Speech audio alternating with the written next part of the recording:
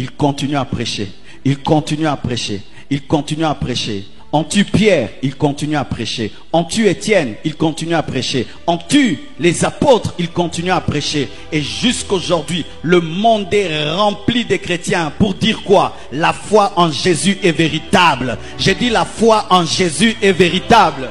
Aucune religion n'a été combattue comme le christianisme. Et si on combattait l'islam, l'hindouisme, comme on combat le christianisme, ils auront déjà perdu de leur piquant. Mais malgré qu'on a brûlé des bibles et des bibles, qu'on a tué des chrétiens et des chrétiens, qu'on a tué des pasteurs et des pasteurs, le christianisme continue. Pourquoi? Nous sommes dans le véritable. La Bible dit, sur cette pierre, je bâtirai mon église et les portes du séjour de mort ne prévaudront point contre elle. Les portes du temps ne vont pas dominer l'église. Pourquoi? Nous sommes sur le roc, nous sommes sur l'authentique, nous sommes sur le véritable. Malgré qu'il y a des scandales, les églises grandissent. Malgré qu'il y a des faux chrétiens, les églises grandissent. Malgré qu'il y a des bévues, les églises grandissent. Pourquoi? Nous avons plus que l'or pur, nous avons la véritable foi en Jésus.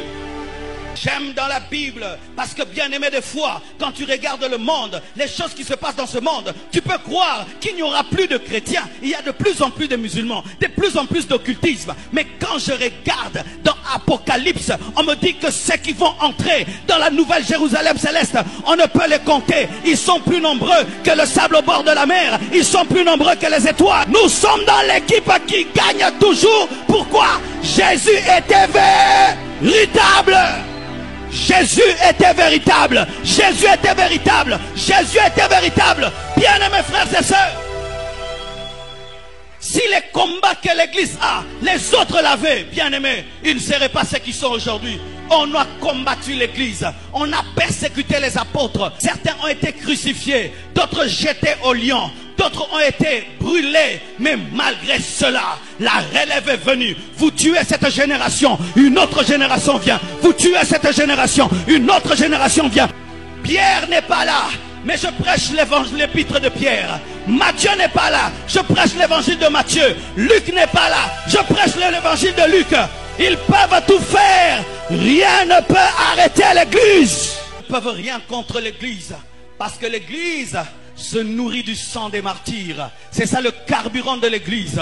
Plus vous tuez les chrétiens, plus nous allons vite. C'est pourquoi la Bible nous dit que lorsqu'ils sont restés dans la chambre haute et qu'ils ne sortaient pas et qu'ils ont commencé à partager leurs biens, Dieu a envoyé la persécution. Mais quand seulement on a tué Étienne, le feu a été allumé. C'était ça le carburant, c'était ça l'essence.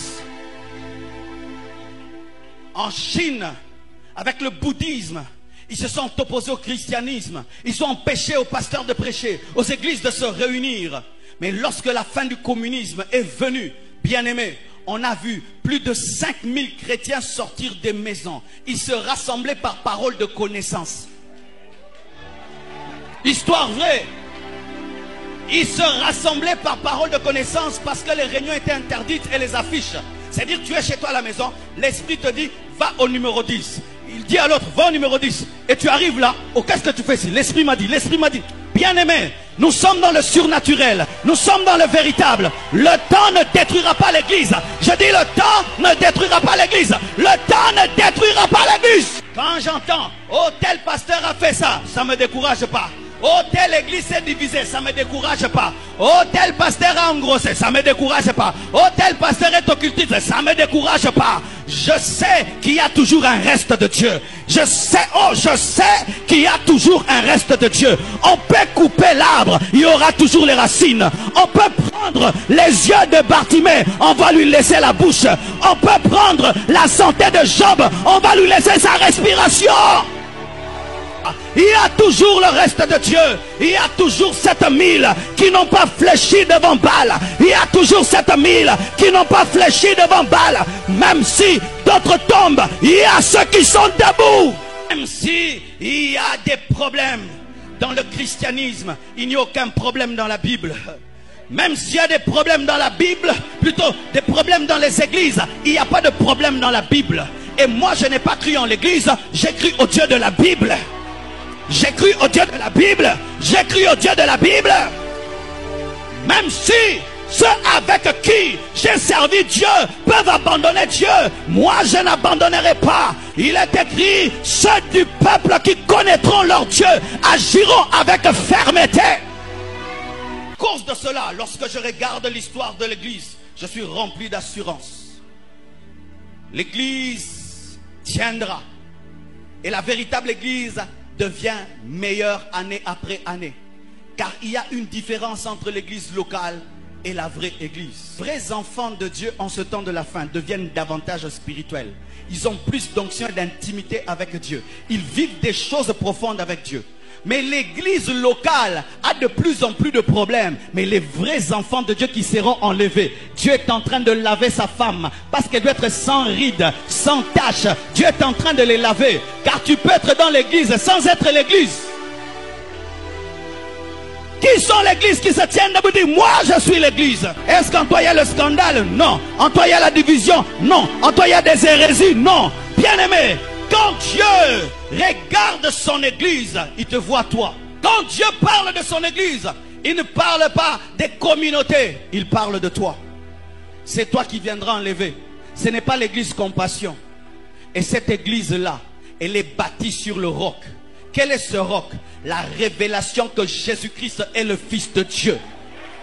Que seul le Saint-Esprit peut te révéler. Selon qu'il a été dit à Pierre. Pierre, ce n'est ni la chair ni le sang qui t'ont révélé ces choses, mais c'est mon Père qui est aux cieux. Quand tu t'es converti, ce n'est pas la compassion qui est morte pour toi, c'est Jésus. L'église Compassion peut avoir de problèmes, mais moi je vais bien. Oui, parce que quand je me suis converti, l'église Compassion n'existait pas. Et à vous tous qui faiblissez à cause des problèmes des églises, vous n'avez rien compris. L'église, ce n'est qu'un lieu de formation, mais c'est toi qui vis ta vie. On peut brûler l'uniquine, tu vas garder ton diplôme. Brûler l'uniquine, tu vas garder la mathématique et l'économie que tu as prise. L'église peut avoir des problèmes, mais moi j'ai la parole. J'ai la parole, j'ai les promesses de Dieu. Les temps vont révéler une chose au monde. Qu'il y avait des hommes les plus importants de la terre. Ils ne faisaient pas partie des réunions ministérielles, mais c'était eux l'église du Seigneur. Il est écrit un jour, à la voix de l'archange, au son de la trompette de Dieu, les morts en Christ ressusciteront premièrement et les vivants seront transformés. Le temps va amener un phénomène appelé l'enlèvement de l'église.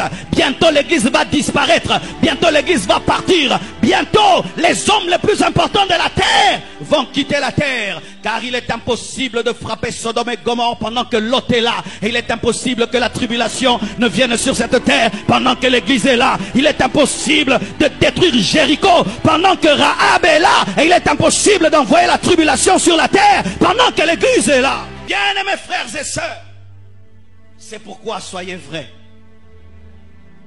Je me moque qu'on puisse me dire tu es un bon pasteur. Le bon pasteur, c'est ma conscience qui me le dit. Car ma conscience me connaît plus que vous. Je me moque qu'on puisse me dire tu crains Dieu. Ce n'est pas ce qui est important, parce que Dieu ne tiendra pas compte du témoignage des hommes pour mon enlèvement. Il va tenir compte de ma vie réelle. Je veux être vrai. Je veux vivre ce que je prêche.